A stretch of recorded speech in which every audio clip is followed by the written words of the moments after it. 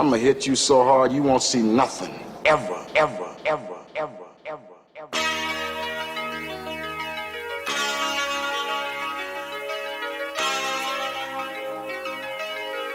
Audio skulls all day. The lyric scientist flow. Chestnuts roasting on an open fire. Ugh.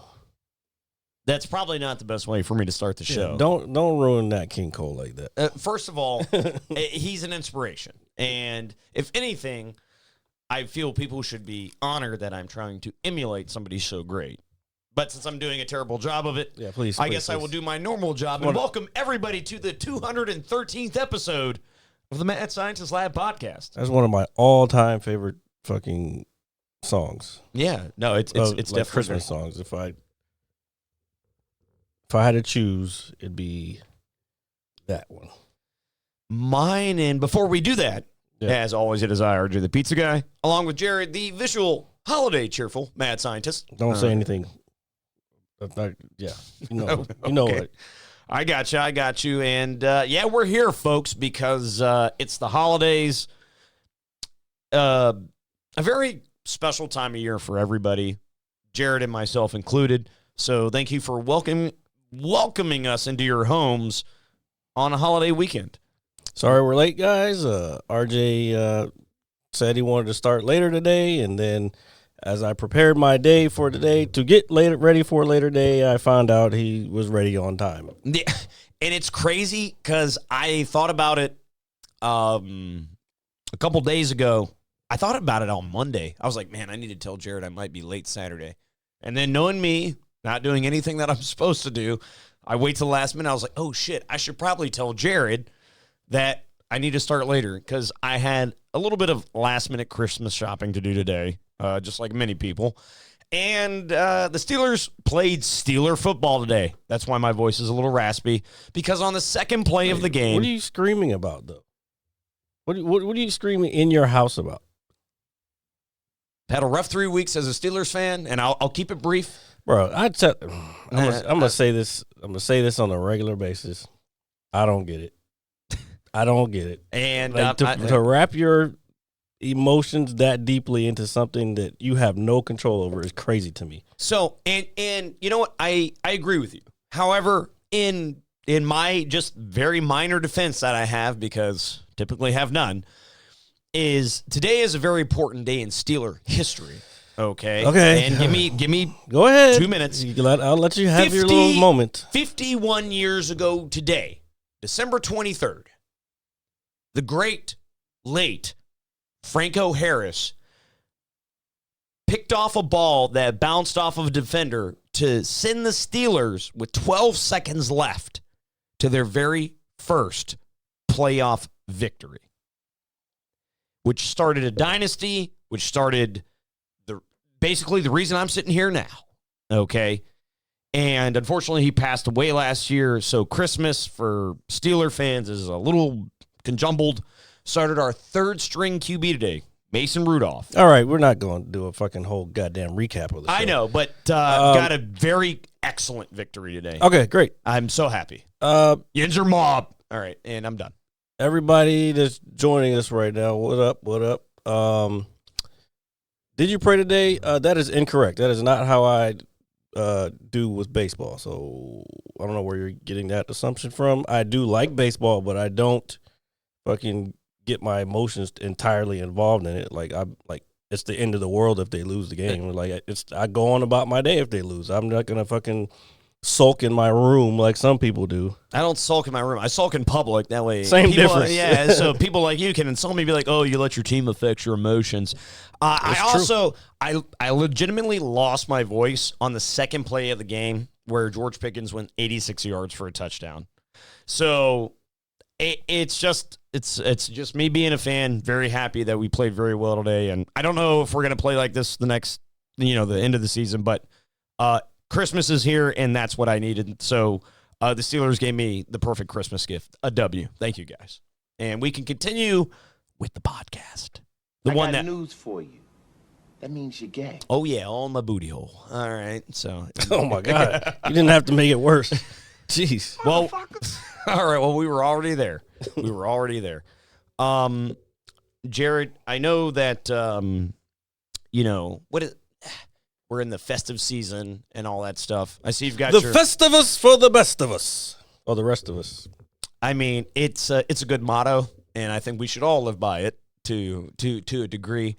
I like your Santa Claus hat that you got on there. I really do. I thought I would actually try to be in the spirit. I mean, some people, you can't win today. I'm not. That's strike 3 for you. Well, dude. Back to baseball, by the way. Yeah. Well, baseball's fine. And do we want to talk about what the Dodgers did? No, fuck the Dodgers. Yeah, exactly. All right. You're not going to hear it here. Well, let's just say. I did see that Juan Soto is now a Yankee, though. That happened like a week ago. Yeah, that's going to be weird. Fucking Mike Judge, fucking Soto on the oh my god, they're going to be fucking cracking home runs. Dude, that's it's kind of nasty. But you also have to pay defense in baseball as well. But not when you knock a ball 500 fucking yards. Yeah, I understand that. But yes, it'll make the Yankees very dangerous. I 100% agree. And that's not because we don't like Juan Soto. We don't, because he doesn't play. I love him. He's one of my favorite players. I called him like being as good as he is a long time ago when he was here and Bryce Harper and everybody was like, oh, Bryce is gonna go, blah blah blah. I was like, fuck Bryce Harper. We got Juan Soto. And guess what? Bryce Harper left. Fucking the next year, the Nats won the World Series with Juan Soto. He had to be so mad, dude. I know he was, dude. He had to. And now he's even more pissed now. Like that's why he loves Philly so much now, because like he's gotten so close with them like twice now. Well, one year he actually made it, and this year they kind of fell a little bit short. But my goal.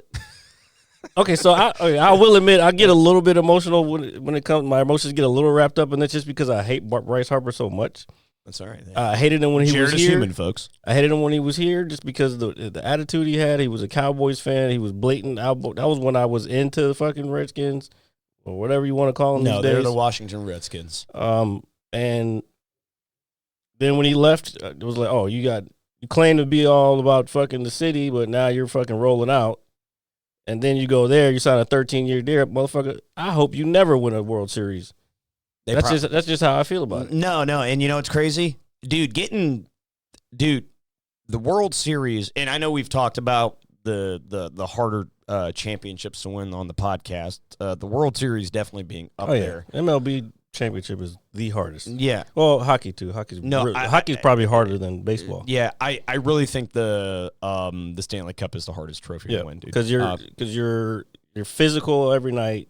Every night, like bang bang, yeah, like and then some padding, and then sliding into fucking walls and having skill to fucking and then hopefully the luck of the fucking net goes your way or the puck, whatever, you know what I'm saying. So that's definitely the hardest to get, I think. Yeah, no, and I agree. But you know, when you get that close twice, and especially within that small window of time that they have, going back again is really tough, dude. Especially after two devastating, getting there and losing is one thing, and then almost getting there again, like, hey, we're gonna get it back, and nah, it's got to have some sort of fracture. It has a little bit, but that's why they end up changing players out. I don't know what you said what the Dodgers did, but they were going a lot, not just but they also pulled it off a few times. I remember they knocked the Nats out of the playoffs a couple of times just to get to, and then ended up going to the World Series. Maybe they won, maybe they didn't win, but they won a couple. I don't count the COVID years because that was a short season, and I don't think anybody really counts that. I mean, even in the record books, it definitely counts. I mean, it counts, but I'm saying as a fan, like, that time was very odd. People not in stands and just the way everything was constructed for just all major sports, not just the MLB. But it's like when the NBA was in the bubble. That was that out of everything was the weirdest thing to me. That one, yeah.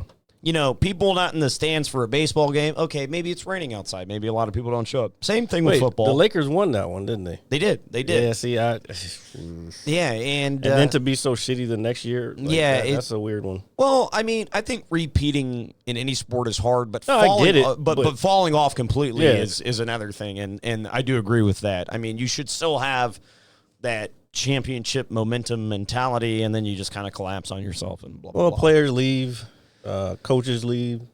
And changing of the guard is always necessary at some point in time, no matter what. I'll be honest. I think if Barry Trotz had stayed here, I will never get the over year that, after they won the Stanley Cup, I think they would have won another one the next year. And I'll tell you, man, you're talking about being passionate about stuff. I'm passionate about, obviously the Steelers. And dude, I love DC sports. I really do. Them letting go of Barry Trotz after winning the Stanley Cup is the most Washington the whole. I don't think they really had a choice in that one, though. I think he was ready to go. I mean, if he was, then I'm okay with that. Yeah, but I'm pretty sure there was interviews with him. And the same thing with, like you were saying, with most of these teams, but most of these teams are owned by the same people. Yeah. They're not willing to shell out the money like, say, a Yankee team would. Good Lord. Dude. The money that baseball has is it's crazy. It's all deferred nowadays. Like, what's his name? I forgot his name. Ohani. I believe it's pronounced Ohani. I believe you're right. He just signed a $700 million deal. I don't even remember. That's more. And like fucking remember when Bryce Harper was fighting for that shit? That was like one of the biggest deals. And now this motherfucker's got $700 million. $700 million. And then somewhere I read that he's only going to get $2 million a year because a lot of it's deferred. So he's going to get that after he retires. He's going to be getting paid for life. I think millions of dollars. If I think I remember correctly, it was like 2034 and onwards with a lot of that deferred money, and it's crazy. Dude. $700 million is. I mean, he's nuts. I don't want to say he's worth it. I don't want to say he's not worth it either. But like the fact that he can play anywhere is the biggest asset for him. Like you can put that dude anywhere on the field, and he's gonna fucking still do good. And that just shows his ability as an athlete. I think with any sport. Even if say you play on national television, right, and you get, say we're talking football, and you got your wide receiver, but he played quarterback in college. Well, most of those guys do that. When they usually by the time they get to the NFL, the coaches have seen or the scouts have seen. Okay, we don't think he's going to be good at this position, but he's got the right body type and the right speed to be at this position. And perhaps if it really hits the fan, we can put him at quarterback.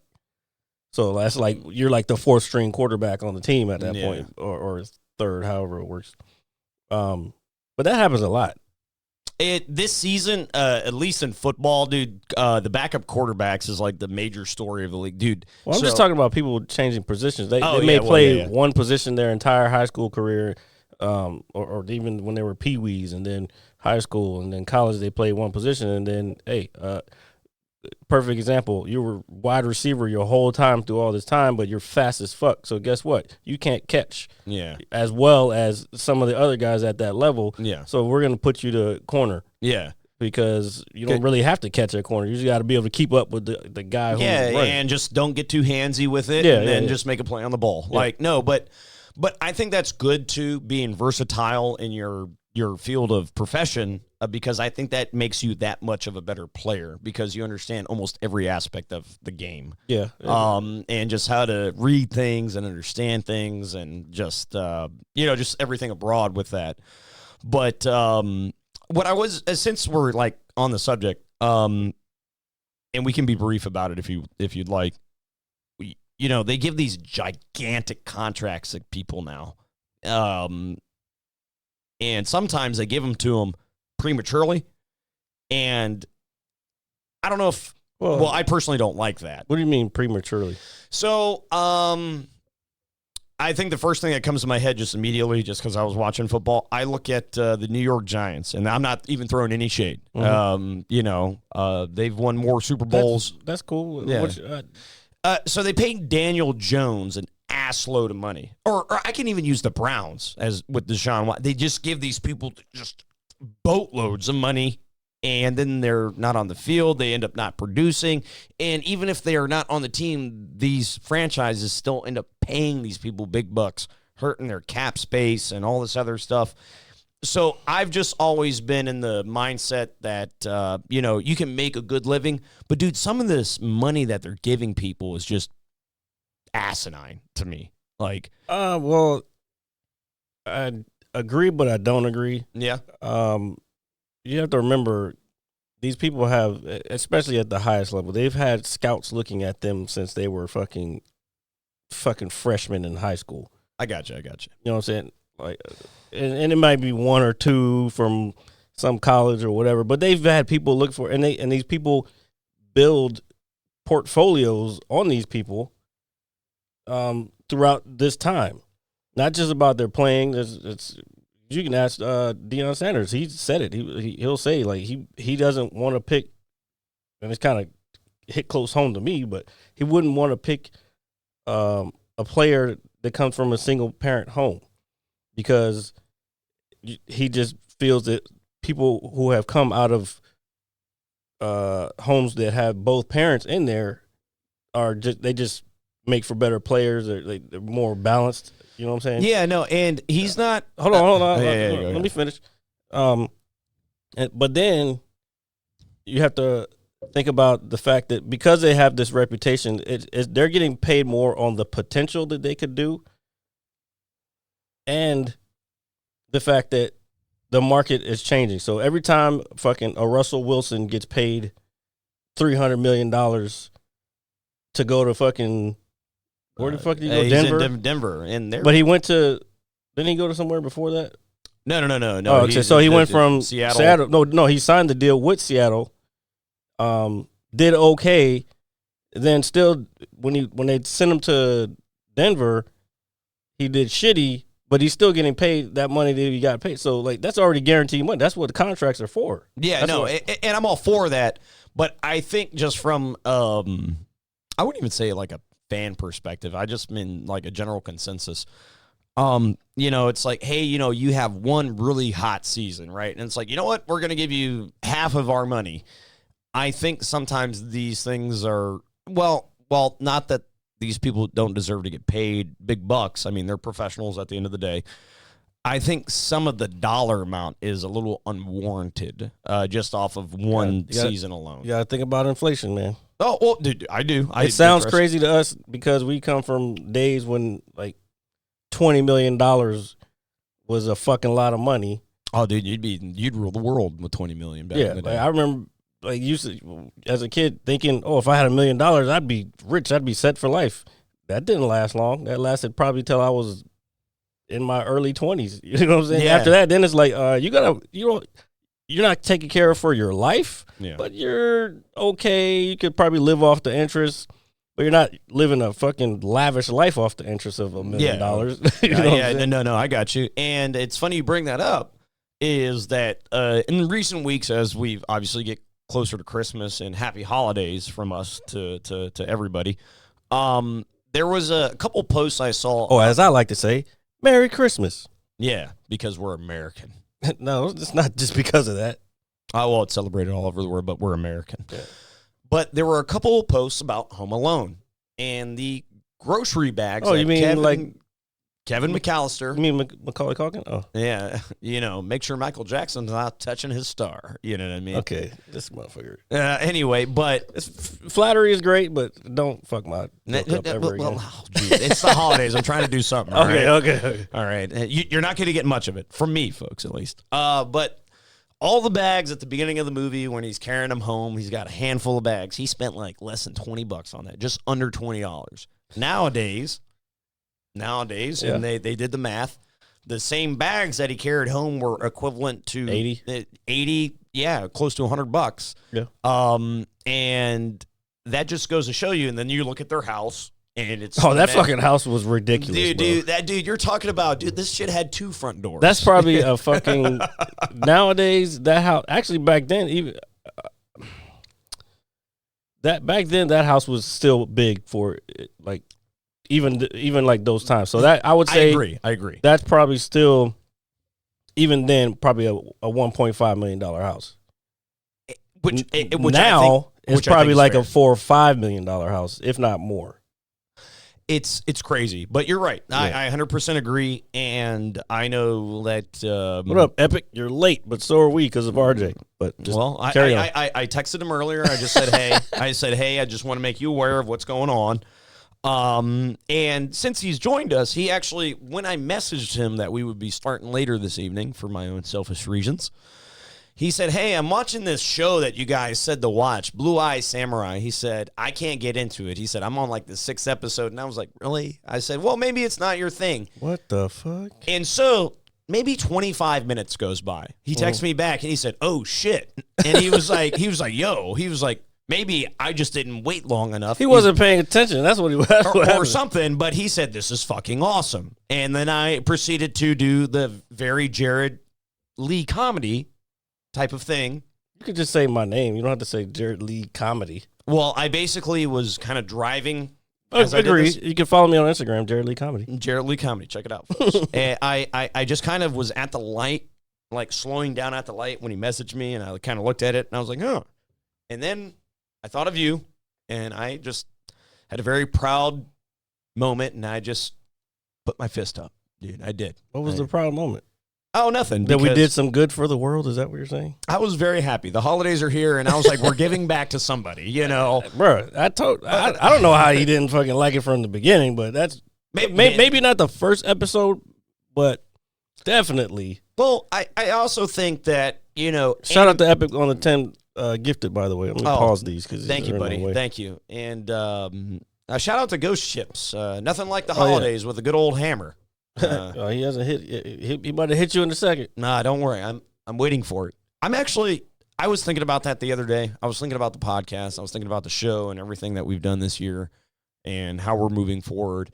And I just want to say personally that I'm very honored that I am the butt of the joke of somebody's life because it's very special to them. And if I have to be a clown about it the rest of my life, I will do that. I will do that. I don't think it's so much.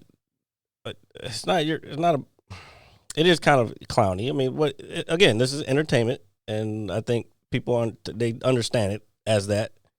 There are going to be people throughout time who are going to be like, "Oh, that guy is really fucking. What is wrong with him?" Yeah. But people who actually know better. So you got to figure out how to separate yourself from. Oh, and I do say that in good fun. But if it's something that I have to kind of honor the rest of my life, I'm more than happy to do that. Oh, well, you'll be honoring a lot of it. That's kind of the theme around here. You know, it's okay, but I'm very happy to be whacked by your hammer. But before I dig myself into another hole. Pause button on this motherfucker. Yeah. God damn. Before I just make everything very dark and weird around here.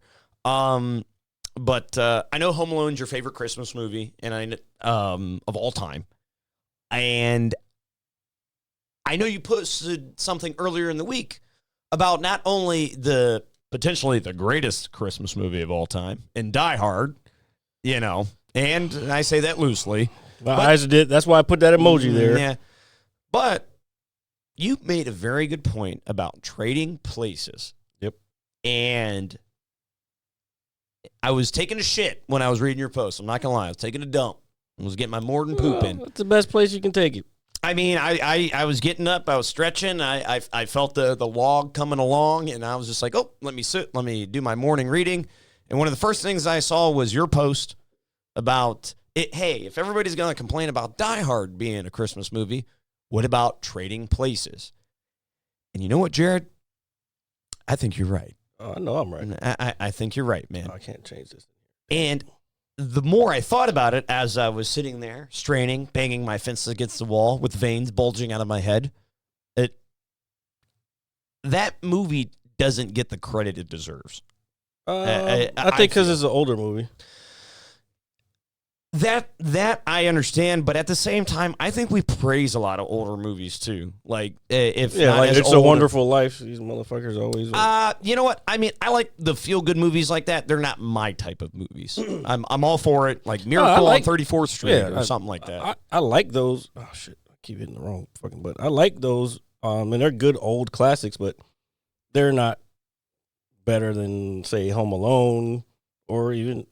Although the argument that I was having with somebody the other night is that Trading Places, and I didn't get to read all the comments, but someone said that even though it's not a Christmas-themed movie, doesn't mean it's not a Christmas movie, which in my head, a Christmas-themed movie would be something where there's Christmas shit all throughout it. Yeah, it's themed. I get it. It was shot during Christmas time, but it's still the theme of, like, if you got Dan Aykroyd drunk stuffing fucking meat down his fucking Santa Claus suit, I think that's pretty much fucking Christmas themed. I think that is probably the most holiday spirit you can get into. Yeah, he drunk during the holidays, went to a fucking holiday party, and he was pissed off because his woman left him. Yeah, and he lost all his money. And now he's got to do fucking some wild shit. So he goes to this fucking party to say fuck everybody, and it's during Christmas time. Yeah. And he's stuffing that turkey down his pants, dude. Yeah, it was ham, too. Oh, it was ham. Nothing like a good honey-baked ham. Oh, that sounds good. I'm going to have to watch that movie tonight. I think I started watching it the other night. Oh, and Jamie Lee Curtis looks very good. She has a red outfit on, too, a Santa Claus outfit. Yeah, so that's a good point. So you're right.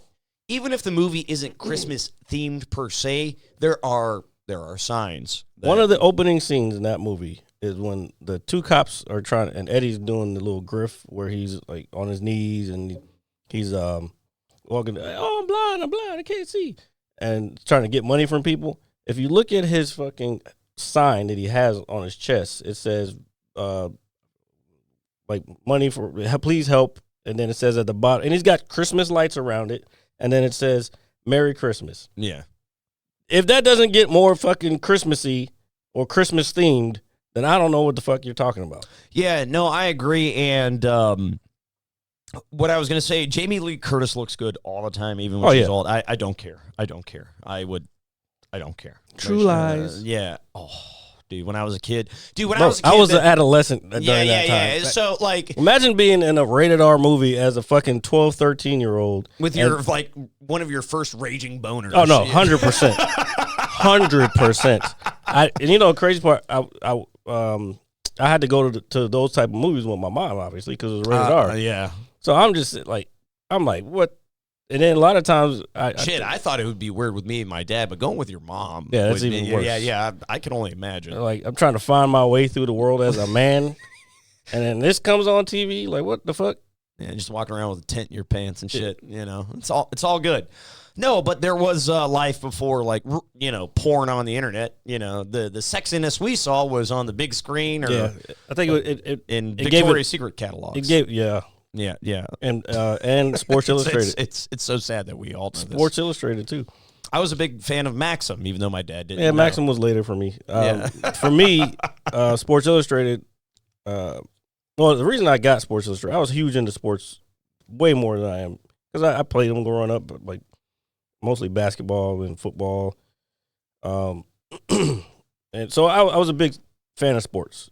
So I got Sports Illustrated subscription mainly because I wanted there was this football telephone that they were giving away. Oh, those were cool, dude. Yeah. I know what you're talking about too. And this is during the time where I was starting to get girls calling the house and stuff. So like, yeah. I need my own phone in the house. You know what I'm saying? This is landlines for all you fucking Zoomers out there. Dude, nothing like a good landline, brother. And so even though my mom could pick it up and hear what the fuck I was saying, it's like it's still in my room. It's still a private conversation that I can have. You know what I'm saying? So that was fucking cool. And I'm glad you brought that up, man, because when I was, of age, we had two phones in the house. We had the one in the kitchen hanging on the wall, the main landline. But for all you non-fancy people out there, we had the wireless phone back then. Oh, yeah. We had those later. And so the wireless phone was my sneaky thing to do. You know what I mean? You know, if I talk to a girl on the phone, it's like, oh, I don't have to stand in the kitchen because I'd have to stand in the kitchen. Well, that's you why know? I had my own personal phone in my room. Yeah. So, and then you had the football shit. Dude, you probably felt like Deion Sanders, Randy Moss wrapped into one. No, dude. that motherfucker used to get hot. I'd be talking for a minute, and I'm like, probably not a good quality phone. It's like, no, it wasn't. It was a free phone. So, but it had like rubber on it, so it felt like a little miniature football. And then you fucking open it up, and let me see if I can find it. Yeah, pull it up. Where you picked it up around the stitching and all that stuff. No, it's in the middle. Oh, it was in the middle. Okay. But while Jared's looking that up, so I had my you pick it up. Yeah, okay. I don't know what I thought you meant where it got split. While Jared's looking up the phone, so the wireless phone in my house was like the go-to thing. And I remember memorizing numbers in my youth, and I can't even remember 911 as I get older. Dude, look at that thing. Dude, talk about a piece of 90s history, dude. Like, hold on, we need to bring this back. I'm buying you one for Christmas. I don't want this. I just told you, I don't even have a landline. Why the fuck would I want this? I don't know. Novelty collection. I don't know. Maybe it's probably somewhere in my house. Dude, throw it downfield. Maybe somebody will catch my it. mom's house, I should say. Oh, so we've got the old school football telephone on the podcast, and are those bras on the one next to it?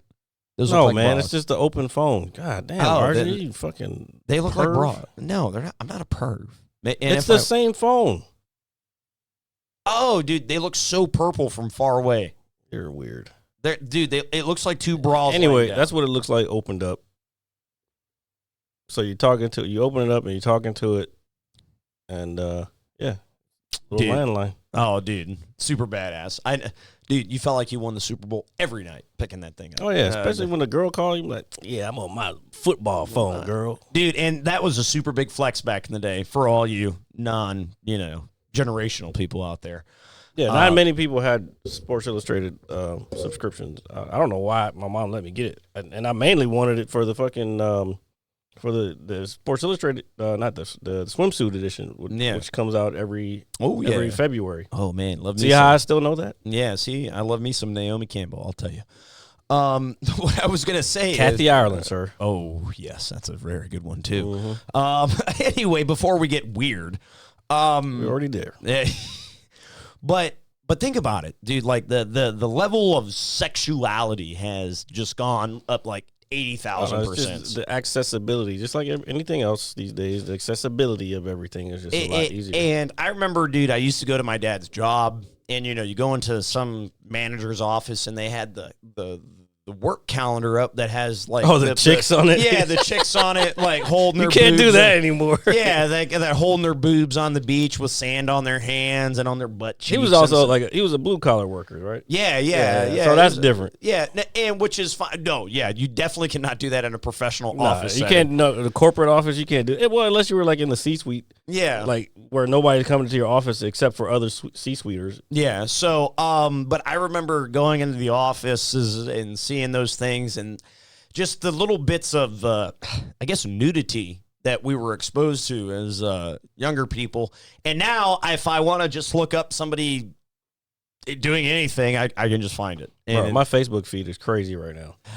I also wanted to talk about that. I'm so glad this is happening the way it should. My shit is crazy right now. I'm getting so many celebrity pictures, and it's all the chicks that I fucking dig. And it's like, how did you know this?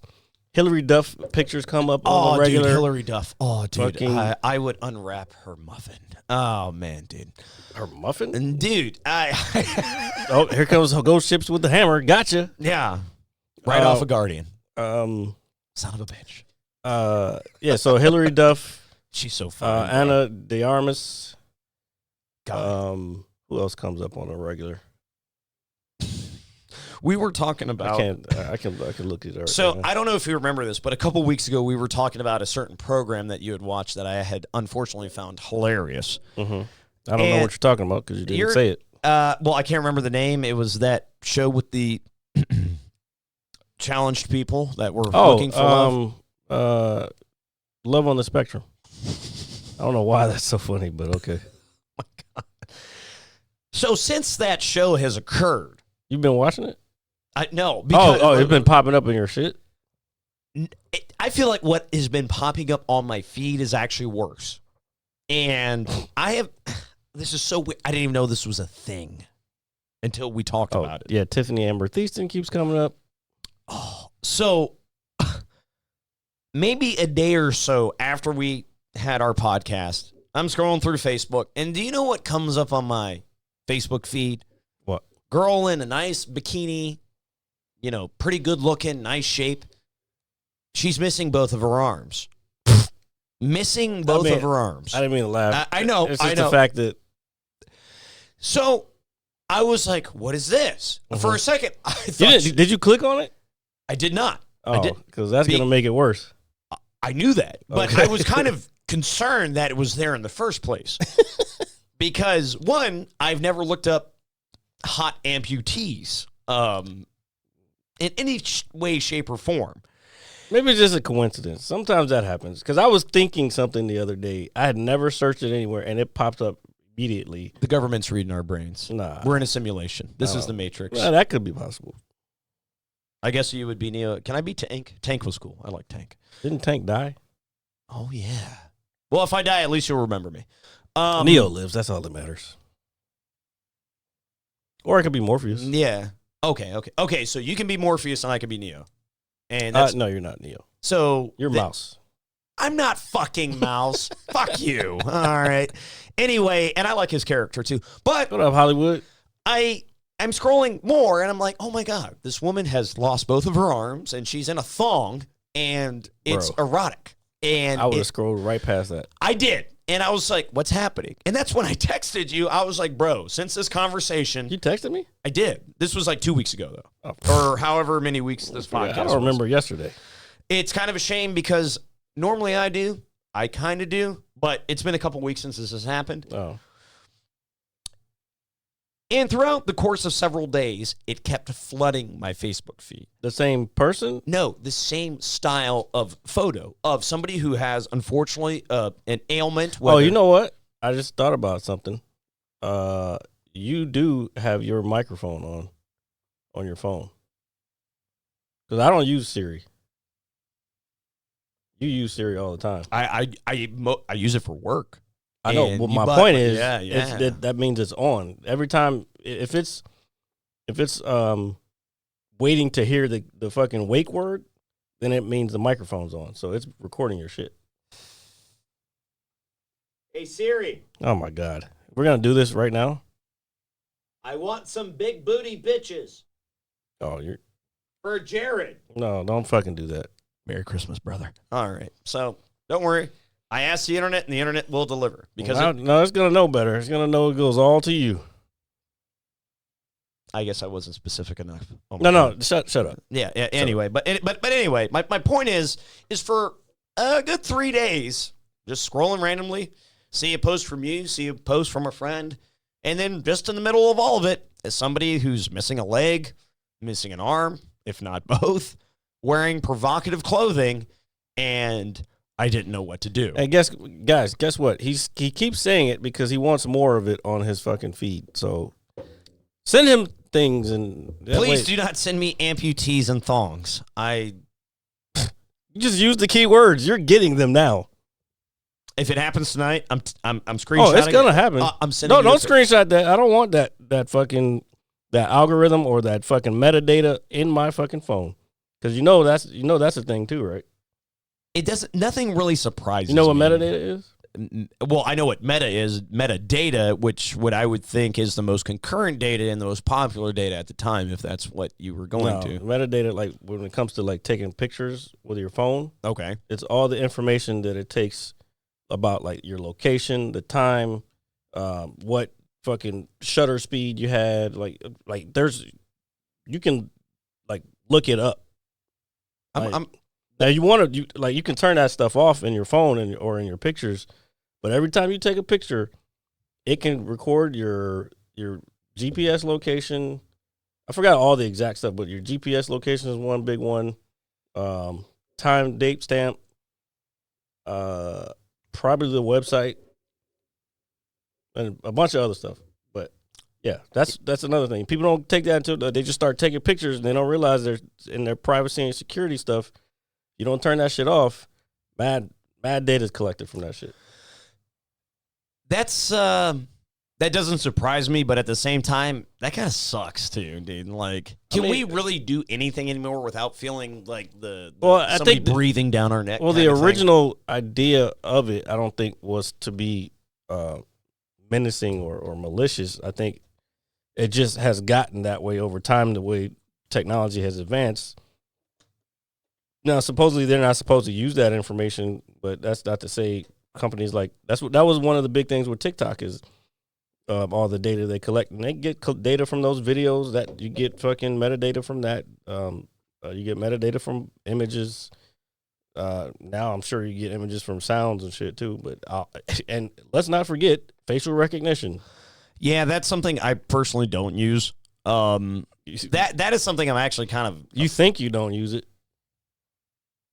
Facebook uses it all the time. Every time you post a picture on there, that shit fucking analyzes faces. You don't see it doing it. No. But it does. Which I'm sure happens on the back end, which doesn't surprise me. Which sounds actually in terms of remember back, it was maybe a couple years ago. You would if you took a picture and put it on Facebook, it would have each person's like it would identify people. Yeah, I do. And you didn't tag them in it. Yes, that's facial recognition. It's funny, you can look people up on Google, like in LinkedIn, and all this. Like, if me and you were to type our full names in, there is a profile on Google about vaguely, vaguely. Mine's hard to catch. I've tried to look it up before.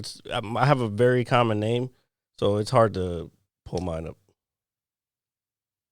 But I'm like buried on like page fucking 3 or some shit. That's good because nobody likes scrolling it. In a way, but not when I'm trying to make it in comedy. It's not good. Like I need that shit to be at the top. Yeah, well but for the right reasons, not like no P. Diddy type shit. No, dude, and just like I said a couple weeks ago when we talked about it, dude, he's like the only guy on his label that's not dead, or going through some just tumultuous bullshit. Oh, he's going through tumultuous bullshit right now. Well, karma is a real thing, and it's something I highly, highly believe in.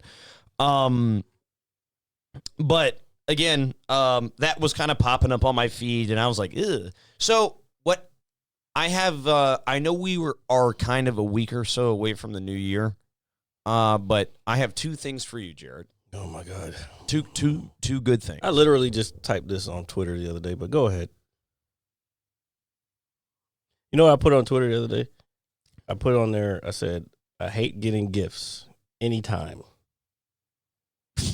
Like, I just don't, it makes me feel uncomfortable. Like, maybe, and somebody brought up a good point. They were like, maybe because this is how they feel. It's like, maybe it's because when you gifts, you're not going to give the reaction to a person that you think they should get. And I've gotten in trouble for this before. Like, somebody gave me a gift and they were like, you didn't act like you were enthusiastic about it. I was like, I mean, do you think, well, that's actually a really good question. Because I think as I get older, I'm starting to feel the same way to a degree. Depending obviously on what it may be. But do you think that is us just getting older and understanding people, or do you think that's us just being, quote unquote, kind of like grumpy old men? I wouldn't say grumpy old man. I don't think that I'm getting grumpier. I don't tolerate a lot of things, and I think that's what happens. I think what happens is younger people take an older person's demeanor to be grumpy. Yeah. But it's like, at this point, bro, there's only a certain amount of shit that I'm going to take, and I'm not taking no shit because I've taken all the shit that I can. Yeah, you live and you learn. It's a process. I agree. So, like, young people, they don't understand that, like, oh, he has boundaries. Let me not cross these boundaries. Oh, it's like if you watch a dog, like, say a big dog and a little dog, and the big dog's just chilling, and the little dog's over there tapping his ass. Yeah.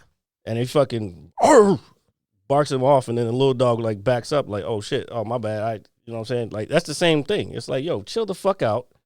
This is not the time to be playing around. get the fuck off my lawn. Yeah. I put hard work into this lawn, and you gotta fucking just be all over my shit. Like, come on, bro. You know what I'm saying? No, and that's a very fair point that I agree with. Hitting the analogies again this week. Yeah. Well, it's I mean, why not, dude? We've got the holidays coming. I mean, Santa Claus is coming to town here soon. And so the two things I wanted to bring to you, Jared, is first, the new year is coming.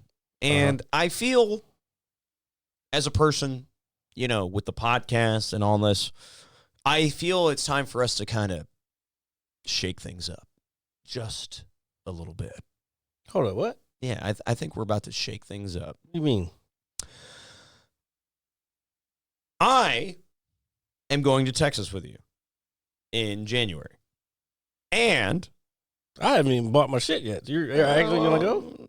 yes, I'm going to go to Texas with you in That'll January. make the fucking hotel a lot cheaper. I also have to find some money to go there. But right now, What do you mean somebody to go there? What do you mean? No, I said some money to go there. Well, find it quick because the longer you wait, the more expensive the plane ticket is going to get. And the more and more I think about it, the more and more I think about my life in the last couple of years. I think. And I was like, well, You want to do more shit now, huh? Jared, the Mad Scientist Lab may be moving to Texas. Oh, here you go. Yeah, the Mads, and I am drunk right now. Yeah, folks. I was going to say, say that when you're sober. Don't worry. When I'm like, oh my God, what have I done? You know, when you send that risky text. No, I've told a few people I'm definitely considering it.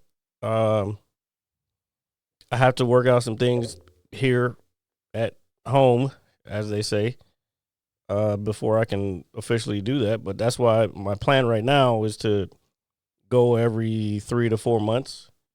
Kind of not just get the lay of the land, but kind of build a network. Yeah. Before I make the fucking plunge. Yeah. So this is just something that has kind of been resonating in my brain for a while now. And you don't have to deal with this cold shit anymore. Yeah, there's a lot, and I'm not going to overindulge in it right now because I am just kind of speaking off of emotion. Yeah.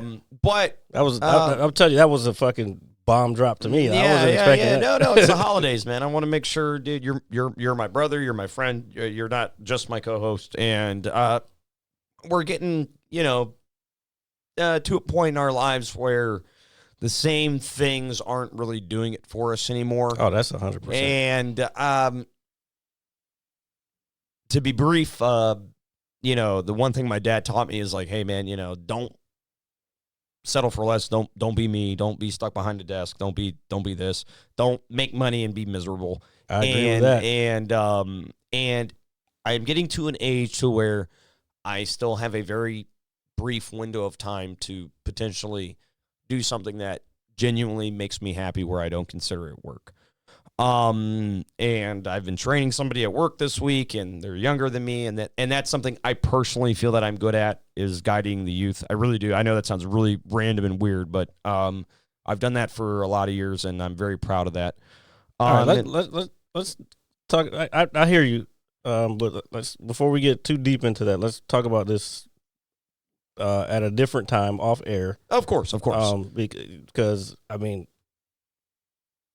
that was one thing for me that was weighing on me as far as like this whole thing goes. Yeah.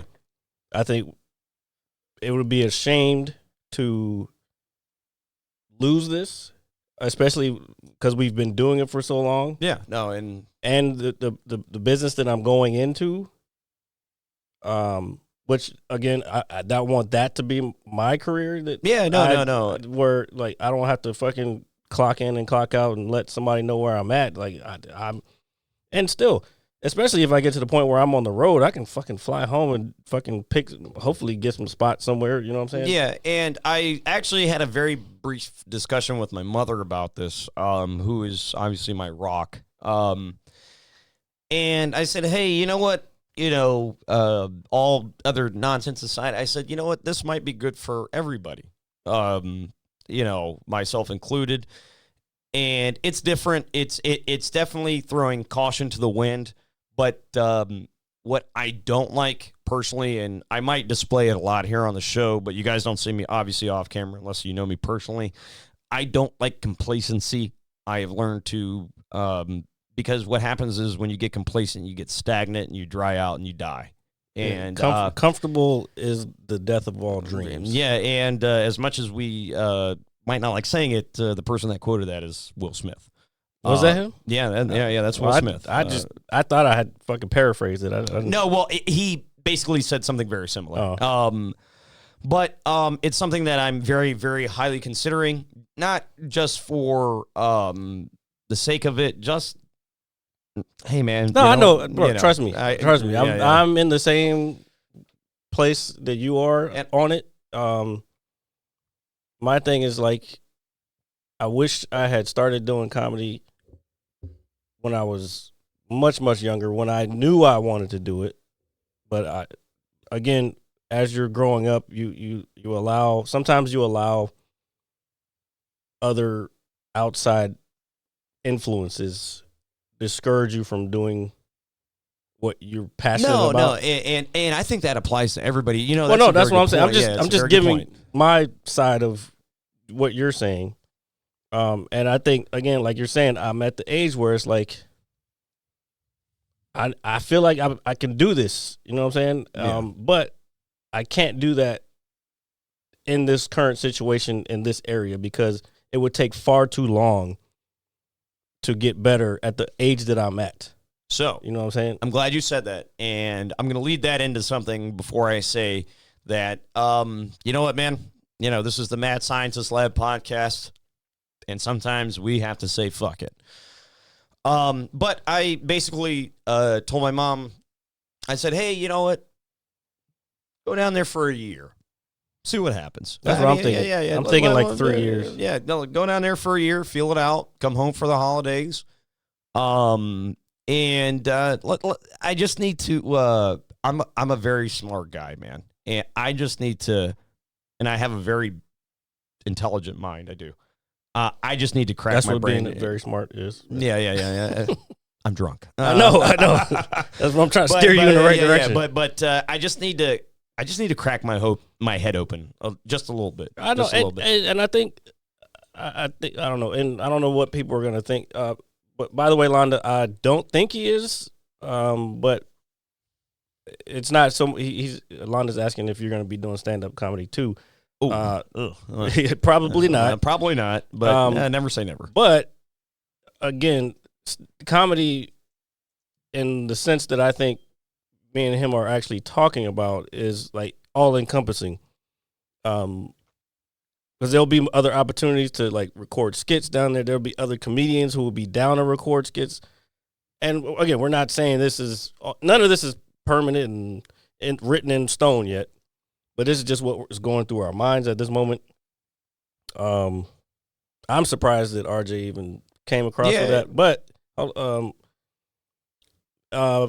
for me, again, this podcast, because we've been doing it so long, by us moving it down, it'll give us, again, opportunities to have other comedians on. Dude, I think it would open a whole new world. We might get we might come up on like walking on the fucking by the water. We might come up. We might run into fucking CD Lamb or Dak Prescott. I'm not trying to. That's Dallas, bro. Yeah, I know, but you never know. They might be on a trip. No. You're more likely to run into somebody like Lex Friedman. Possibly Elon Musk. He's in Austin all the time. Ron White, a famous comedian. Yeah, he's always at the mothership though. All these people are down there. Now, to say they're going to do this show, no. But there's other lower level comedians that would be down to do it. You know what I'm saying? Because they probably don't even have an established show that's 200 some episodes in. You know what I'm saying? So that's all I'm saying. No, and that's good. But it is something that I know you're not big on gifts, man, and I know you. You're that's my not friend. A gift. That's not a gift to me. What I know, that I understand. Oh, but the way I look at it is like, you know what?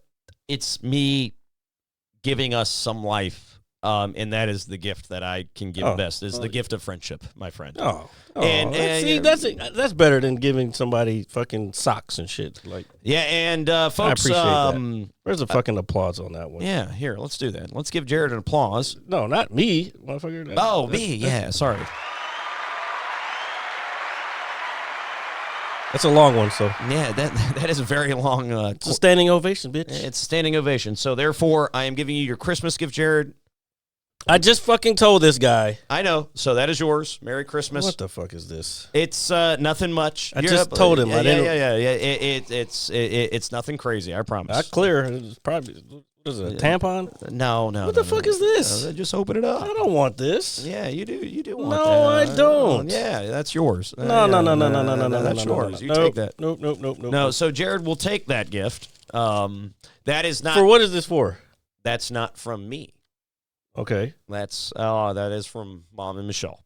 Oh, so shit. yeah, because they were like, "Hey, did you get anything, Jared, for Christmas?" I was like, "He's lucky to be my friend," and they were like, "Oh, don't be a dick," and I was like, "Well, he's an asshole." And then they were like, "Oh, a good butt fucking," and then they were like, Jesus yeah. Christ. I hope they didn't say that. They said.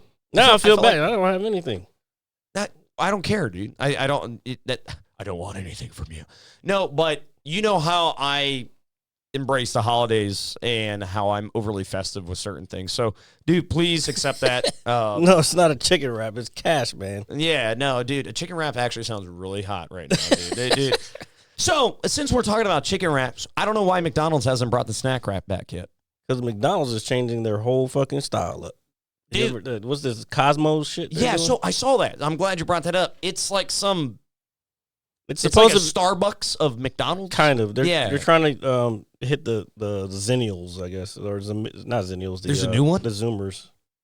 No, Oh, Zennials are like me. It's like basically a mix of Gen X and the one and millennials. Yeah. So Zennials, X lineal. Yeah.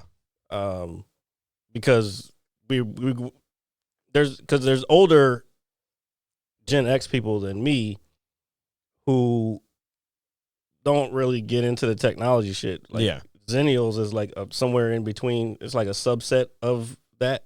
Yeah, I'm like, Where we you grew know what up- it is, but you don't know what it is. No, we grew up during a time where there was no internet.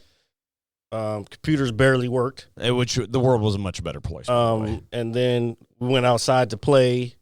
We weren't playing video games. We played video games, but not all fucking day, and we didn't play online because the only connection that we had to somebody else was either through dial-up or our friends that were in the neighborhood, Yeah. which forced you to become friends with people in your neighborhood. Yeah, you got to be social. You had to be social with Couch Co-op. And then same thing with cell phones. We didn't have cell phones, but we grew into all that, and we adapted to being able to use it all. Yeah. So that's kind of what a Zennial is. Yeah. And then you have millennial, straight up millennial, like you, who just pretty much all you knew was internet for the most part. The internet got big, at least in my household, I want to say when I was maybe like 9 or 10. Oh, no, it is foil. It's just, yeah, they put it in cash. Believe it or not, I know it's going to sound really tacky and really corny, but that's kind of like my whole Christmas wrapping ordeal. I do that to people. Could have got a newspaper, but guess what? We don't really have those anymore. Which is also a very big fucking shame. Seriously, dude, there's nothing. I hate the way journalism has kind of gone overall, just because you see all these articles online about whatever it may be. Journalism is.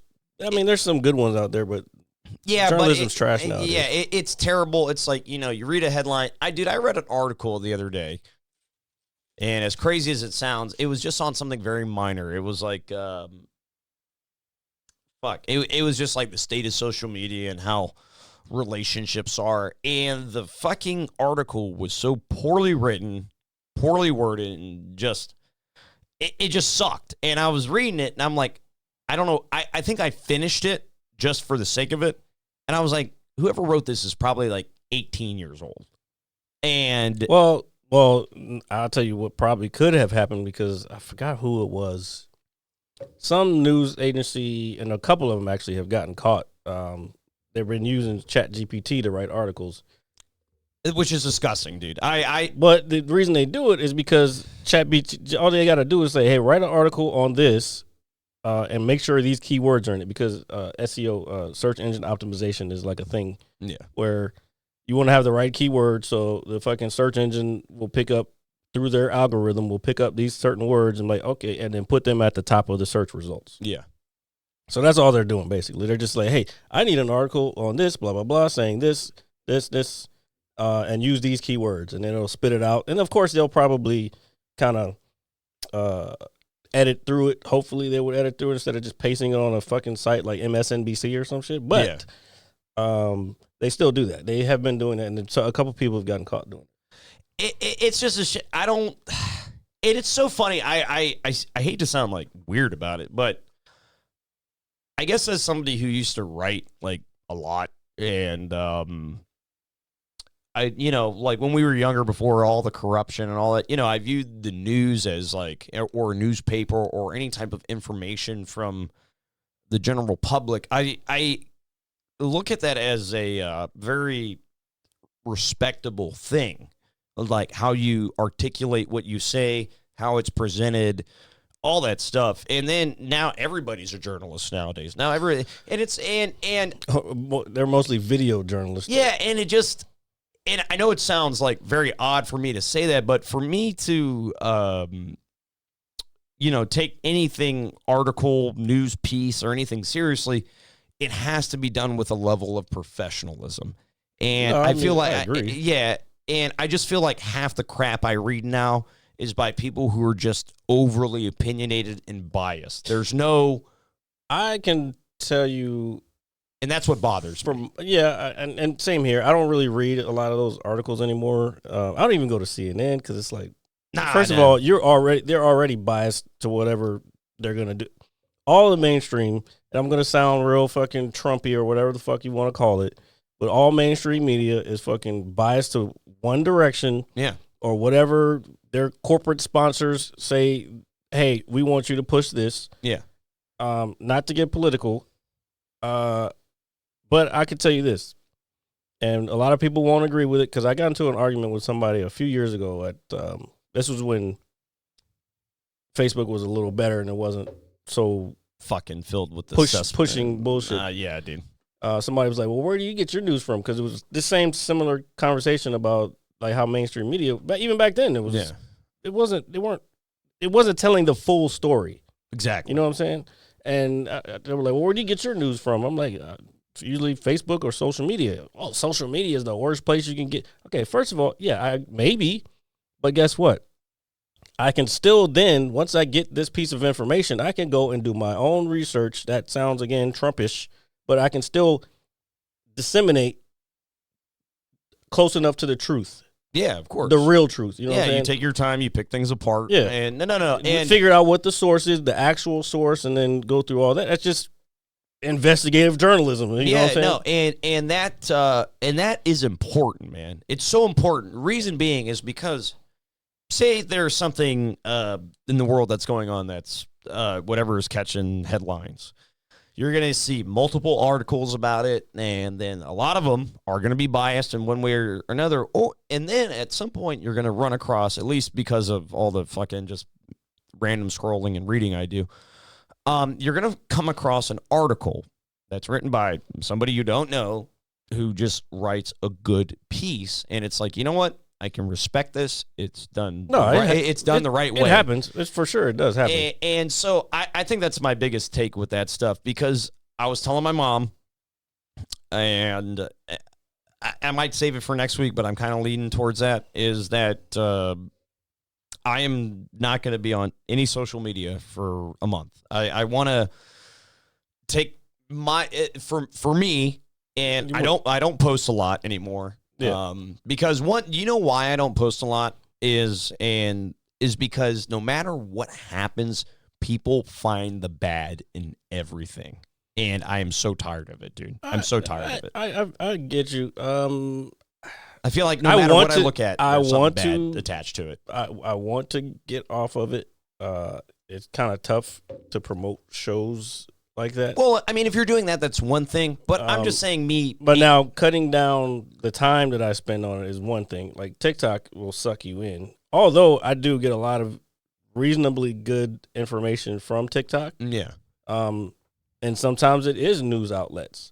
So but then usually once you get into that trend, it'll send you something else, and then okay, it's like, oh, okay. So this does kind of make sense, and this is pretty legit. Blah blah blah.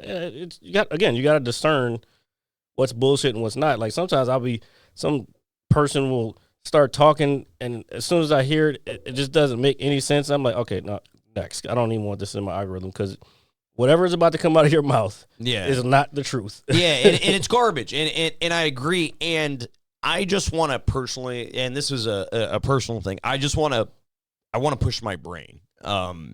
Because read a book, and that's what I plan on doing, dude. Like I feel that. Can I send you some rocket science books?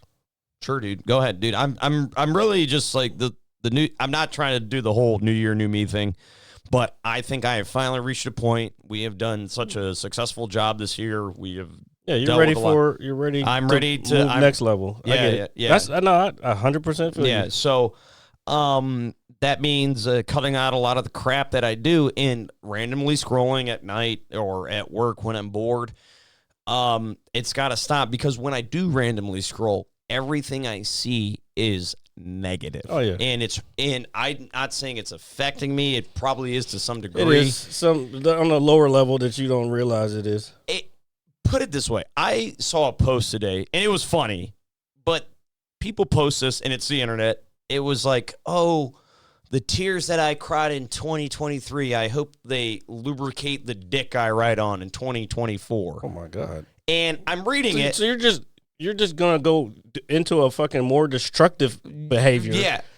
Like what? And so I'm sure the person meant it as a joke. It's all in good fun. But at the same time, people take that and they run some with it. people will take it run seriously. with it. And they're like, yes, girl, or yes, guy. I know what I know where you're going. Because first of all, ain't no guy. Well, obviously, they might. Yeah, it's fine, by the way. It's fine. But even people that I quote unquote respect will post some shit on a regular basis.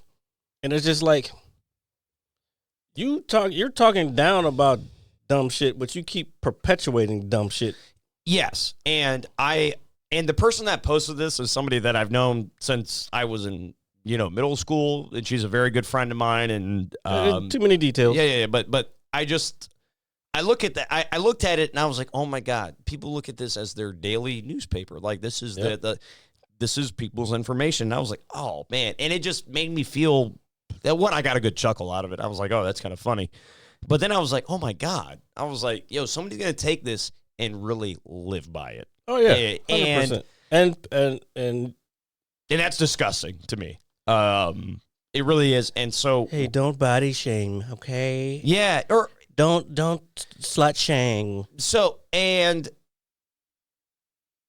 I'll be very brief about what Jared just said. I'm going to be very brief about it. This is true. Yeah. Me and Jared are guys. Sometimes you should be shamed, yeah, period. Yeah. Whether it be girls or guys. Yeah, 100%. Fuck that shit, you soft motherfuckers. Yeah. So, hey, Jared, can we get a motherfucker? Oh, yeah. Motherfucker. Yeah. So, I'm tired of people that say one thing and then they do another. Hypocrites. Yeah, hypocrites, dude. Yeah. And the amount of it is astounding because there's an audience for it everywhere. Everybody has an audience now. And it stinks. Because I was watching something the other day. It was like, not everybody should have an audience. I'm saying that as we're fucking talking. Yeah, to an audience, yes. But we love you guys, by the way. Thank you for tuning in every week. The guys in the chat, you guys are awesome. We really do appreciate it. We really do. Yeah, we should have got them something for Christmas. Yeah. We'll think about it when we celebrate New Year's next week. We'll figure something out. Yeah. But I'm a little tired of people perpetuating the idea that they're a decent person, and when in the reality they're an actual fucking scumbag. I'll put it this way. More than likely, if they have to post that's called virtue signaling, or gaslighting for gaslighting is used too much. But virtue signaling is something like, oh, I'm gonna put my happiest. Actually, I was starting to work on a bit on this. Like, as like people, like, I don't give a fuck about your vacation in Miami That's because people only put their happiest moments on social media. I don't give a fuck about your trip in Miami. I don't give a fuck about your newborn baby. But when I look at a picture and I say, oh shit, there's bottomless mimosas in there. Oh shit, I want some of those. You know what I'm saying? Like, I don't just stop. You'll never see. I think we talked about this. Like, you'll never see anybody put their rock bottoms on social media. No, and I honestly, and I'm glad you said that. I think that people, and it's rare. I think when people do. Post we did talk about this. Yeah, I think when people do post some of their more vulnerable aspects of their life, I like that, not for that person, especially if they're in a bad place, but I like the raw integrity that person has to share it. Yeah. And it reminds me that, you know what, we're all people at the end of the day, and we need more of that in this day and age. We really do, because every time I turn my head left, right, up, down, whatever it is, somebody's insulting somebody. Dude, Jared, you could go out and save the fucking whales, bro. Brush them off with a toothbrush on the beach. All the oil off the seagulls and everything else. And then somebody's going to find fucking something wrong with it. And that is just asinine to me. And do you know why? Because those people are Dawn soap, and Dawn supports. Yeah, dude, cleaning the ducks. Yeah, pearls from clams in Australia. Yeah, cleaning the ducks, dude. Seriously, somebody will find something wrong with the good that you are doing in their good-hearted, natured person that you are, whoever it is, and somebody's gonna, even if it's in good fun, making a joke. But some people go to the extreme, and it's like, man, well, you're getting shit in your salad. You're getting into cancel culture, and I think the whole reason behind cancel culture, which I feel like it's starting to, maybe just because I don't pay attention as much, but it's starting to kind of get checked a lot. I think the reason, the root of cancellation of someone else is because you or that person who's starting the cancellation is trying to get the heat off of themselves. Yeah, because whatever is going on inside of them. It's like, oh, you know what? I am this fucking shitty person, or I feel like a shitty person. I want to fucking bring somebody else down to my level. Yeah. But the problem is, the only way you're going to get that to somebody on a high level, like, not to use him as an example, but when the Kevin Hart thing was going on. Yeah. Only way you're going to get to somebody like that is if you fucking can pull up enough fucking support, which social media makes it easy to fucking build this big-ass mob to come after these people. I use Beyonce as like the great, or even Swifties. Dude, those motherfuckers will come at you in a heartbeat. Yeah, that's not so much cancel culture. That's that's more like that's more tribalism. Yeah, which is a thing, by the way. Well, I mean, humans have always been tribal, but it's just they all feel like they have this same thing in common. We love Beyonce or we love Taylor Swift. And she can do no wrong, which is untrue. Everybody can do wrong. Yeah, and since you said that, since we're talking about the media is devil's advocate in this day and age. Because devil's advocate just plays the what if this type thing. Like, well, that's not, no, they're not devil's advocate. They're just in it for the clicks. Okay, so you're right. Okay, I didn't phrase that as the way I wanted it to. But put it this way. For the whole month of October, when me and you are sober and doing this, oh man, we love those guys. They're doing a great job. They're an inspiration to everybody. You know, say it's on local news or something. Yeah. They're an inspiration to everybody. Then November 1st comes, me and you go out, hit the town, if that's what you want to call it.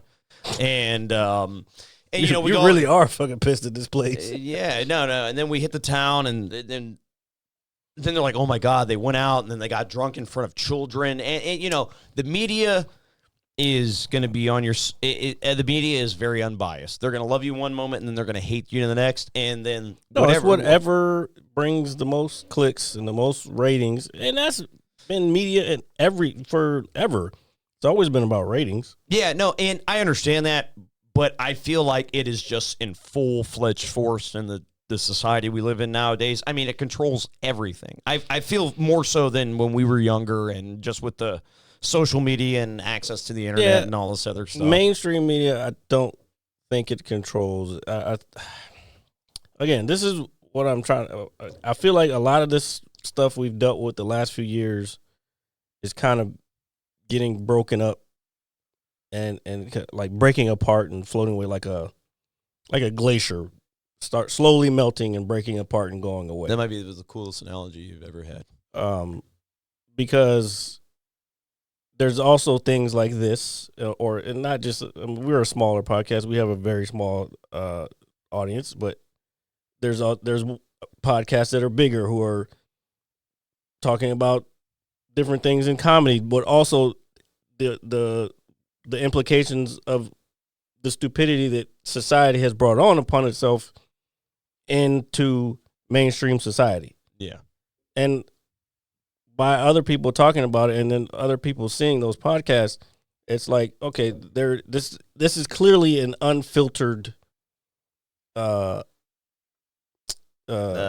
of media? Yes. Yeah, there we go. Like, we say whatever the fuck we want. Yeah. For the most part. And we are actually very conscious of certain things too, and guys. the beauty of this, or even like say a Tom Segura or Bert Kreischer. Bert Kreischer, he's a little more family friendly, but like say Tom Segura, him and his wife say pretty much anything they do, anything on their fucking podcast, Your Mom's House. Probably my favorite podcast of all right now. And then you have celebrities that come out with their podcast, but hey, guess what? They're attached to all these corporations, so they can only go so far. They can't talk shit about what's going on in society, what's going on in media. So their audience is still getting that same bullshit ass filter that mainstream media would give them. But the independents, we still out here. You know what I'm saying? And I think that's another thing that kind of hit me in the head too with the whole social media, like how I was like, oh, there's all this negativity.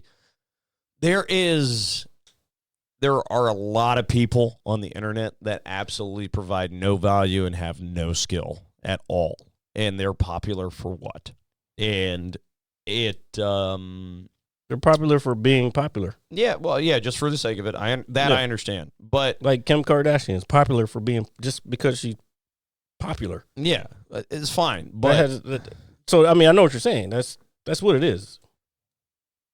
It's just, put it this way. I watched like a short on something, or I don't know, just some random video. It was all staged and scripted.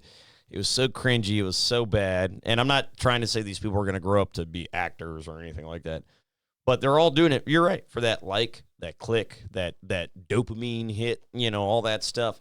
And it's like, man, we have, as a society, have gone so downhill. And I'm not talking about like shaming anybody or anything like that, but the quality of our selves has just demoralized it. Like, it really has. I think that's goes. I think I said this last week or maybe the week before. I think what happens is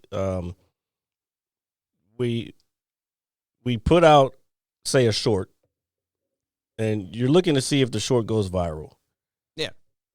If the short goes viral, then you want to be able to duplicate that, because you want to keep your numbers going up and up and up. So you start doing the same thing every time in each video, which means it loses the creativity of the persons. Yeah. Because you're just trying to predict what a machine or an algorithm is going to do. Whereas you should be just putting out your shit to the world and letting the world decide. Yeah. You know what I'm saying? No. And I agree with that. I do. There's one thing that keeps popping. It's a podcast that keeps popping up, which makes me like, fuck, man, I just don't have time to fucking be clipping shit every fucking week. Nor do I have the patience to clip shit. But there's this one podcast. I'm not going to name them because they don't need any fucking publicity. But there's two guys on the couch. One guy is talking, and then the other guy, he always says some wild, dumb shit. Yeah. And at first, and I actually put a comment on one of them. I was like, bro, this dude cannot be this fucking stupid. Like, this has to be a bit. And they play it very well. Like, the one guy's always fucking smart, and then the other guy is fucking like, no, but donkeys are horses, and blah blah. So some just stupid shit. shit. Yeah, no, I got you. And it's just like, Bro, you cannot be that fucking stupid. Let alone, why are you fucking putting your stupidity out to the world to see? Like, I just don't understand. Yeah, glorifying stupidity. Yeah, it's not and, entertaining in any way. And I mean, I think you hit the nail on the head. What kind of sums up what I was getting at, dude. Like, there's a lot of dumb shit out there. Whether we don't have to watch this stuff or anything like that. I'm not saying anybody's forced to watch it. No, but I if skip it. Once I figure out the hook, like, oh, you're just dumb about just yeah. shit. But when you constantly scroll through shit and it's more of the same, it's like, oh my god, like everybody always wants to be somebody, which I'm completely fine for. I want everybody to be happy, but at the same time, there are, I don't know, boundaries I feel that should be in place with certain things when you do that. And Jared, you were talking about cancel culture, and which leads me to our next segment, the entertainment beaker. Because it's what? It's a container of entertainment. And we'll keep it brief. And we'll keep it very brief. So, something I wanted to talk to you about. I know where you're going. And I was trying to get into some lighter. Hold on, let me finish. I thought we were going to get into some lighter stuff, but I already know where you're going because it's going to stay heavy. This is definitely going to stay heavy. But No, but I also feel it's good because we have touched base on it in recent weeks. Yeah. And I'm not trying to dampen the mood because it is the holidays, but I feel it's necessary. You know, in recent years, we've seen a lot of celebrities be outspoken and kind of go through motions with certain things, and people get away with things, and then people kind of being nudged to the side because of their views or opinions, or maybe something more personable happens in their life to where we kind of just sweep them under the rug. I'm like, oh, we can't have that. What I'm referring to is Johnathan Majors. And, you know, we talk a lot about Marvel on this show, and as big of fanboys as we are of his acting and his ability to play, or was playing, Kang the Conqueror, giving us more hope to a, you know, kind of a stale, stagnant MCU. Oh, it's dead now. No, yeah, it's before you sent me that link, I had seen it maybe an hour prior while I was at work, randomly scrolling, doom scrolling. Yeah. Get to the point so people know what we're talking about. My point is that Johnathan Majors, the biggest lead actor in the Marvel Cinematic Universe, unfortunately is no longer with Marvel due to accusations made against him. They're not accusations anymore. I mean, yeah, they are set in stone. But then I kind of look at everything that surrounds it, the issue in question, and I'm like, houseway. Houseway. I'm not one to, and before we go any further, and I already know I already know he as passionate as you are about it. I do. Go say your point. My point is that we don't advocate any type of violence on the show, domestic violence especially. And Johnathan Majors, for what I've seen, has been very wronged. And now he is being canceled. Now he is no longer playing the major role that we were looking forward to him in with his excellent skill set as an actor. And we don't know everything, but from what I've seen, which I feel is enough to say, like, you know what? This bitch is crazy. And sorry about it. Well, we know that. If you saw the video, yeah, again, he was probably wrong in trying to put her back in the car. He should have just walked away. You know, as much as he could. He had to run from this bitch. Like, that's the fucking wildest thing for me. Like, he had to run blocks before she's. We don't even see when she stopped. You know what I'm saying? Yeah. So I feel like with and I agree with you. If he's forcibly trying to put her back in the car, like, we don't condone that kind of stuff. We don't. But with everything in question, it is just so hard to believe that this guy is a human piece of trash. And I think it was just some unfortunate circumstances. I feel like, well, me personally, when I was reading an article on it, and I was going through everything, and I just kept thinking, I was like, fucking New York, man. Like, this is another reason why I fucking hate New York. Yeah, no bullshit. because, and people are gonna, oh, he always takes it there. Well, guess what? I'm black, and I'm a black male in America, and I'm going to take it there. Yeah, and I'm also a black male in America, and I'll take it there with Jared. Go ahead, Jared, please. Okay. He still can't say the N-word, by the way. Yeah, no, don't worry, folks. I'm old now. I understand. 15 years ago. Well, unfortunately, there's people who don't understand that, and they're my age, so that's the funny part. Anyway, so I just feel like he was railroaded. The two major charges that he got charged with, he was found not guilty with. To me, I don't understand harassment. How you get? I don't like.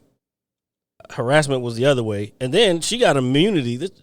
This broad left the country in the middle of this whole fucking thing. Yeah, and to get her to come back, they guaranteed her immunity. That's a fucking goddamn crock of shit, bro. Yeah, and everything that surrounds it. And I'm not normally one that will go out of my way to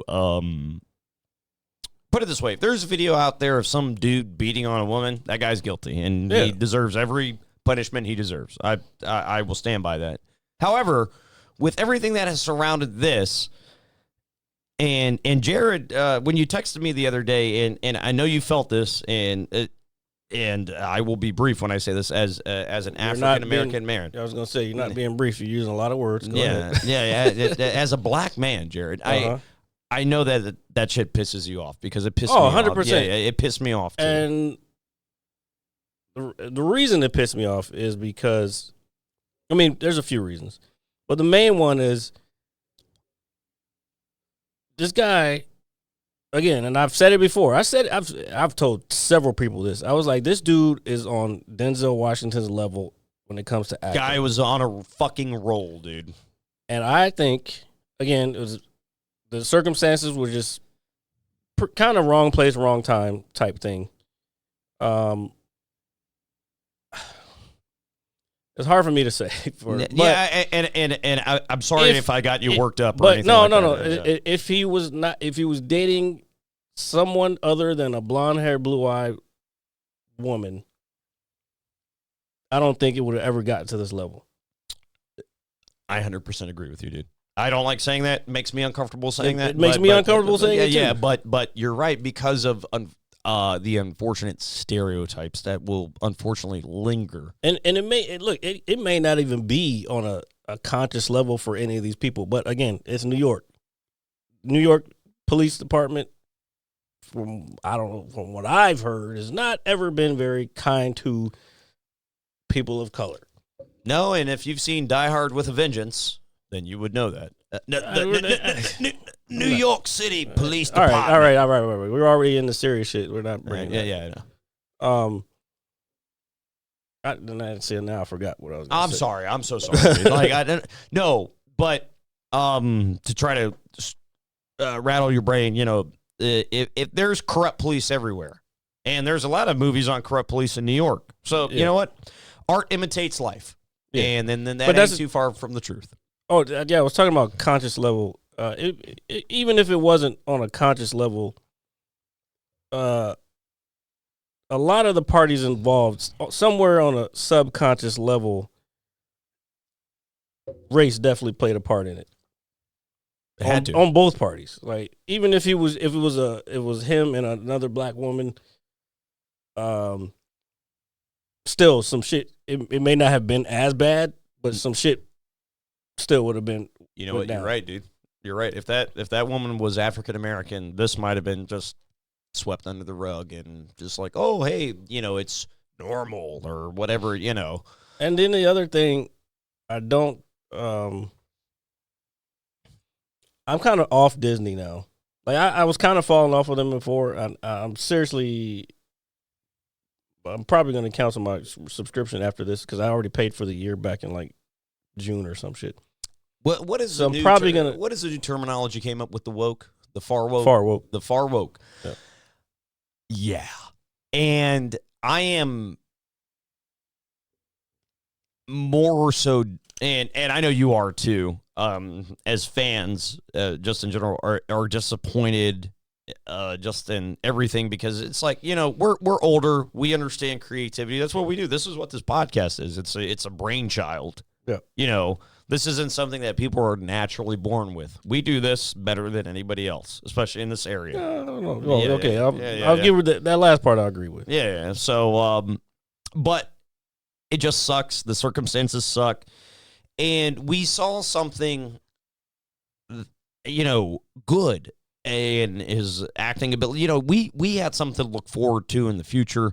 As fans, it's like, hey, this guy's on a roll, whether it's in Marvel or any other movie, a very talented guy. Yep. And you don't see that very often anymore. I mean, dude, this guy was on the roll to be probably one of the next big stars. Not to the level that he was. My point is, I was already kind of falling off on Disney because they weren't producing, I don't know, for lack of a better word, quality. They had hit or misses here and there, but now it's like, what are they supposed to do now? They're trying Doctor Doom. I mean, a lot of outlets are saying recast them, but they've named a bunch of different actors. Like one was Denzel. I'm like, Denzel's not doing that. No, he's not. And honestly, Denzel's bigger than the MCU. Yeah. And the MCU ain't really shit anymore, to be honest. Like, what do they have?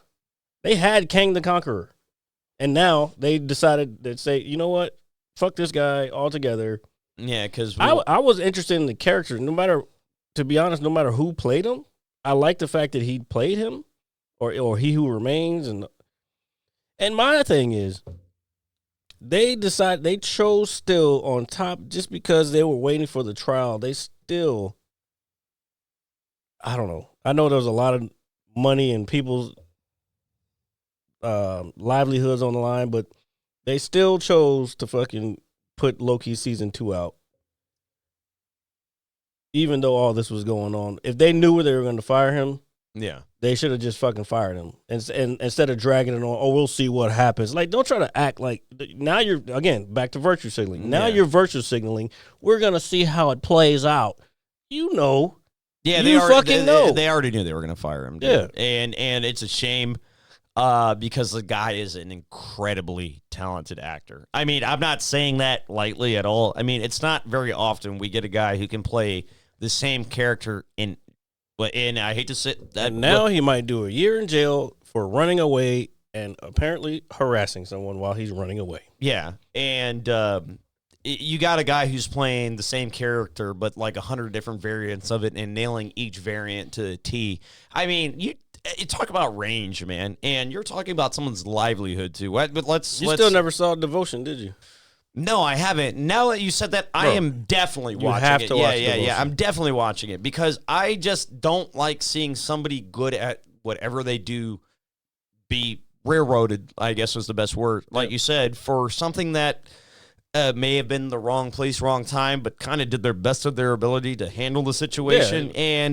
And this guy's being blackballed by Hollywood.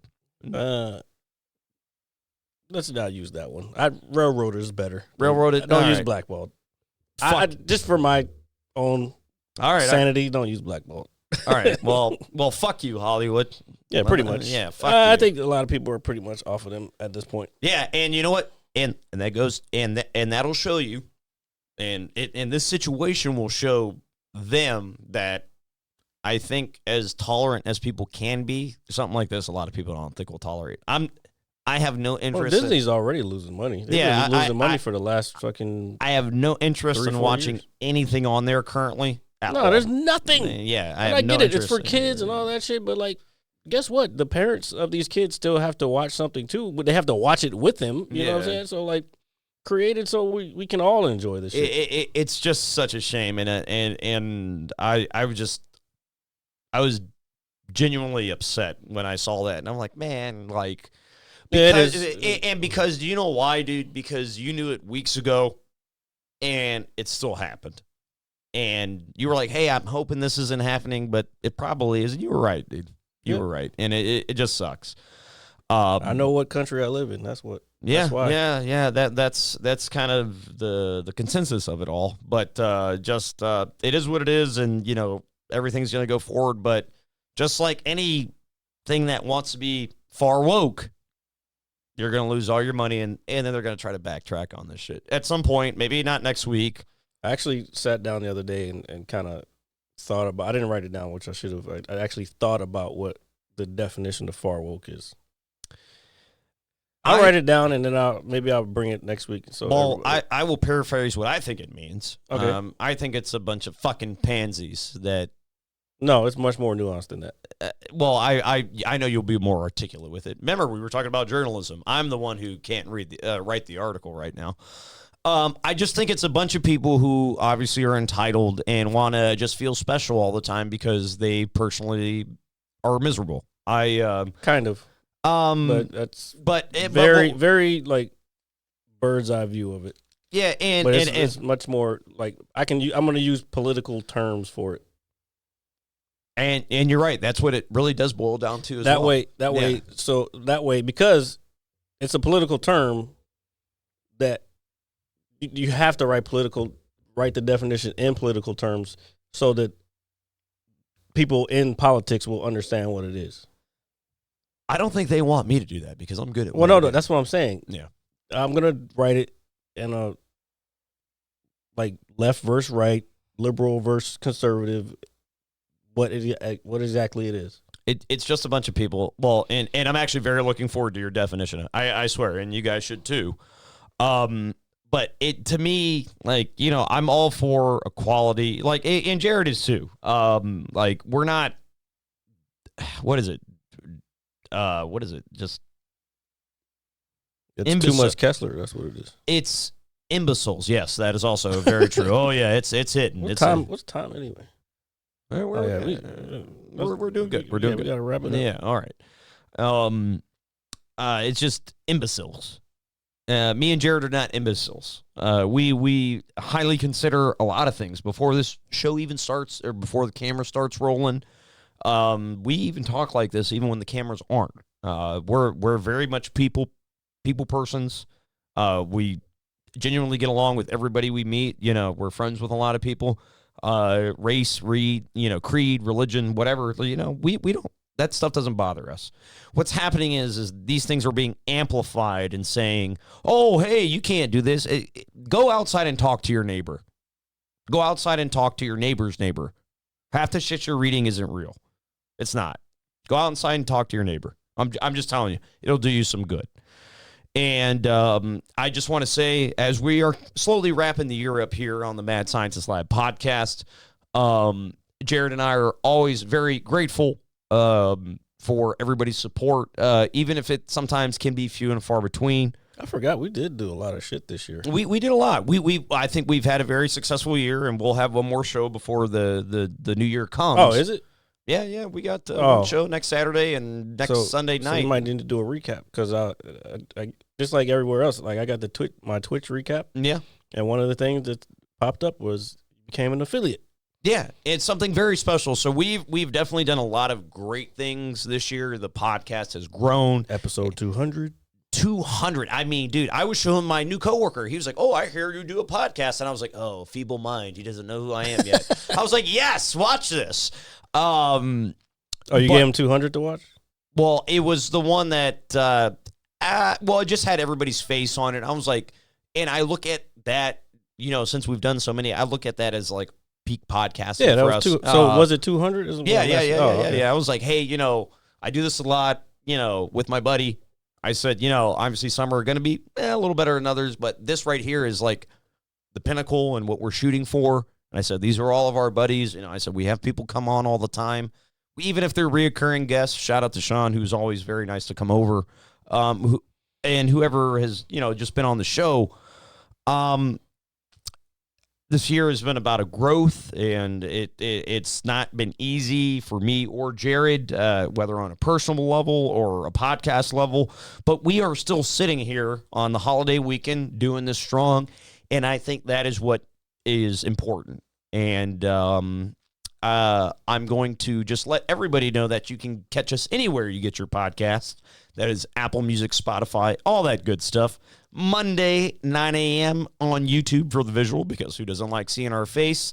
And every Saturday, besides this Saturday, live around 6:30 p.m., live on Twitch. I mean, who doesn't want to hang out with the guys on a late Saturday night? Grab your beverage, get your cool glass of whatever, and hang out with the guys. We really very much enjoy doing it. So with that being said, ladies and gentlemen, thank you for listening to episode 213. Hold on. Roll it down a little bit. Also, the link in the chat, also down below on the Twitch page, you can get your merch.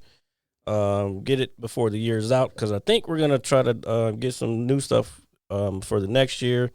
So all that stuff that's down there in the shop right now will not be available anymore. So get it now. It'll ship it straight to you. It helps the show out tremendously if you do get merch. But other than that, we will see you guys next week. Yeah, we will see you guys next week. Thank you, as always, for joining us. Please, everybody, no matter what you celebrate during the holidays, please have a safe and happy holiday. Merry Christmas to all those around. And, yeah, we'll see you guys next week. And I promise he won't be drinking that much next week. Dude, I've just, it's the holidays, man. I like your hat. Motherfucker. There you go. Hit you so hard you won't see nothing. Ever, ever, ever, ever, ever, ever.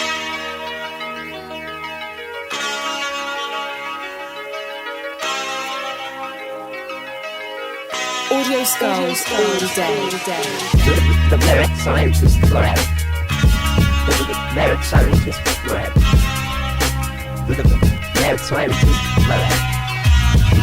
The merit scientist lab. You can't have an opinion on something that you haven't even tried. Exactly. The merit scientist